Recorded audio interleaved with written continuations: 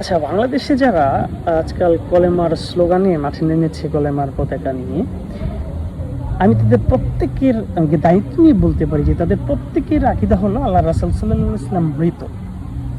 এখন আমার কথা হলো, তোমার আকীদা যদি এই হয় যে আল্লাহ রাসূল সাল্লাল্লাহু আলাইহি ওয়াসাল্লাম মৃত, তাহলে তুমি মৃত কলেমারে জিন্দাবাদ দেওয়ার কি আছে?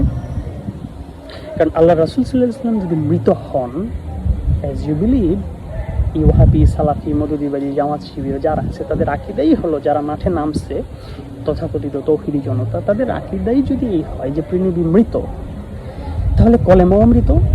Very simple. কারণ কলেমে আমরা কি বলি, এখানে একটা গ্রামাটিক্যাল ইস্যু আছে। আমরা কলেমার যে বাংলা মিনিংটা আমাদের শেখানো, সেখানে আসলে একটু গ্রামাটিক্যাল ইস্যু আছে।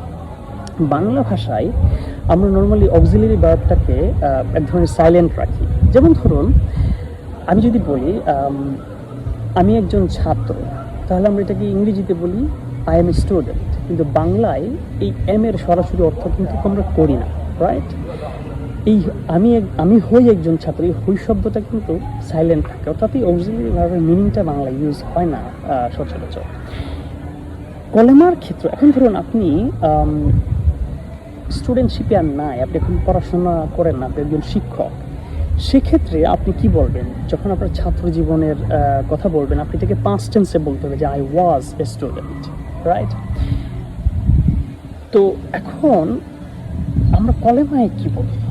কলেমাতে কি আমরা এটা বলি যে আল্লাহ তাআলা উপাসনার এক সময় ছিলেন, যে আল্লাহই একমাত্র উপাস্য ছিলেন, এবং আল্লাহ রাসূল সাল্লাল্লাহু আলাইহি ওয়াসাল্লাম এক সময় রাসূল ছিলেন, এখন নাই? আমরা কি এটা বলি?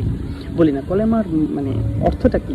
আমরা যেটা খুশি, আমাদেরকে যেটা নর্মালি সবাই মরলি জানেন, সেটা হলো যে আল্লাহ ছাড়া ইলাহ নাই বা উপাসনার কেউ নাই, আল্লাহ রাসূল সাল্লাল্লাহু আলাইহি ওয়াসাল্লাম প্রান্তিক প্রেনিবী আল্লাহর রাসূল, এটাই তো।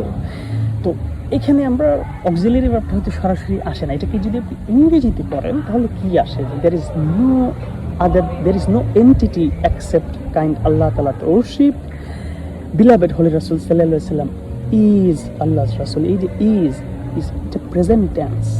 আমরা প্রেজেন্ট, আমরা আল্লাহ রাসূলকে সাক্ষী রেখে বলছি এজ এন ইউনিভার্সাল ট্রুথ যে আল্লাহ রাসূল সাল্লাল্লাহু আলাইহি ওয়াসাল্লাম আল্লাহ অতীতেও ছিলেন, এখনও আছেন, ভবিষ্যতেও থাকবেন। আল্লাহ রাসূল সাল্লাল্লাহু আলাইহি ওয়াসাল্লাম অতীতে ছিলেন, এখনও আল্লাহ রাসূল, এবং ভবিষ্যতেও কিয়ামত পর্যন্ত আবাদ আন আবাদা, যেটাকে বলা হয় আবাদান আবাদা, তিনি আল্লাহ রাসূল হিসেবেই থাকবেন, এবং সেটাকে আকীদা রাখতে হবে। এখন যদি তাদের বিশ্বাস অনুযায়ী যদি আল্লাহ রাসূল সাল্লাল্লাহু আলাইহি ওয়াসাল্লাম নাউজুবিল্লাহ মৃত হন, তাহলে তাদের তো পাস্ট টেন্সে বলা উচিত যে আল্লাহ, এভাবে বলা